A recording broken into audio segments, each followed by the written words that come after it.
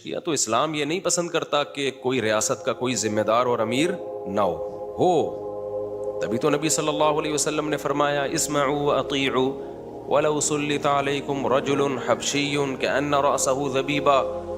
تم پر حبشی غلام بھی مسلط ہو جائے، جب ہو گیا مسلط، تمہارے مشورے سے نہیں ہوا لیکن جب ہو گیا تو ہو گیا، اب اسی کی مانو، کیونکہ نہ ہونے سے غلط ہونا بہرحال بہتر ہے. نہ ہونے میں تو ہر آدمی کی اپنی رائے چلے گی، تلواریں چلیں گی، لڑائیاں ہوں گی، کیا فیصلہ ہوگا کہ صحیح کیا ہے غلط کیا ہے. حجاج ابن یوسف کتنا ظالم بادشاہ تھا، اس کے ظالم ہونے میں دو رائے نہیں ہو سکتی، لیکن ایک اسٹیبل گورنمنٹ تھی. بہرحال پوری دنیا میں اس نے اسلام کی حکومت دنیا کے بہت بڑے حصے میں کس طرح ایک اسٹیبل گورنمنٹ اس نے بنا دی تھی. اور جن لوگوں نے اس کے خلاف بغاوت کی بعد میں وہ پچھتائے ہیں.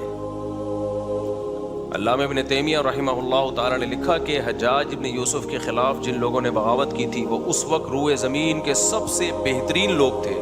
اس سے زیادہ بہترین لوگ قیامت تک پیدا نہیں ہو سکتے. تابعین تھے، محدثین تھے، بعض صحابہ بھی تھے اس میں.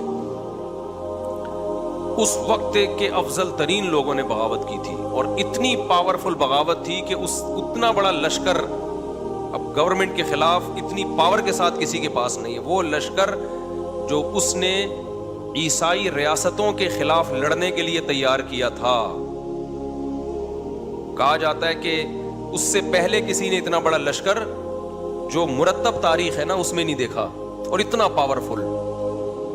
اس زمانے کے جتنے بھی جنگی آلات تھے ماڈرن، ان تمام آلات سے وہ لیس تھا وہ لشکر عبد الرحمن بن اشعث کی قیادت میں. وہی لشکر جو اس نے عیسائیت کے لیے ان کی ریاستوں کو ختم کرنے کے لیے تیار کیا، اور اس سے شام کا جو بادشاہ تھا عیسائی وہ لرزنے لگا تھا کہ اب میری خیر نہیں ہے، یہ رونتا ہوا چلا جائے گا، اس کی تلوار کے آگے کوئی نہیں ٹھہر سکتا. اسی لشکر نے بغاوت کی کس کے خلاف؟ حجاج بن یوسف کے خلاف. اور پھر حجاج بن یوسف نے اس بغاوت کو کچلنے کے لیے جو قتل کیا، بڑے بڑے علماء، صلحاء، محدثین اس میں قتل ہوئے، اور جو ریاست مسلمانوں کی جو ایک فتوحات کا دروازہ بہت طویل عرصے تک کے لیے رک گیا.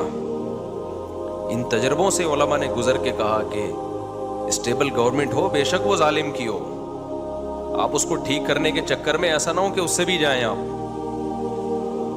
تو یہ جو نئے نئے آج کل اسکالر آ رہے ہیں نا، ان کو نہ ہسٹری کا پتہ ہے بیچاروں کو، نہ فقہ کا پتہ ہے. یہ وہی تجربوں سے آپ کو گزارنا چاہ رہے ہیں جو تجربے امت پہلے کر چکی ہے. موضوع میرا نہیں ہے لیکن جب بات آ جاتی ہے تو میں گزار دیتا ہوں، کیونکہ ہماری یونیورسٹیوں میں، کالجز میں یہ منجن بہت بک رہا ہے آج کل کہ یہ علماء نظام کی تبدیلی کی کوشش نہیں کر رہے، یہ صرف اللہ اللہ پہ لگا دیا، شادیوں پہ لگا دیا، اللہ اللہ پہ لگا دیا، خانقاہوں پہ لگا دیا. علماء نظام کی تبدیلی کی کوشش کر رہے ہیں، لیکن اس طریقے سے کوشش کر رہے ہیں جو پائیدار ہو، دیر پا اثر ہو لیکن پائیدار ہو. اور جو اس طرح کی باتیں کر رہے ہیں ان کے پاس کوئی پیکج نہیں ہے نظام کی تبدیلی کا، صرف باتیں ہیں. اور جب دو چار چترول لگتے ہیں تو باتیں کرنا بھی چھوڑ دیتے ہیں وہ.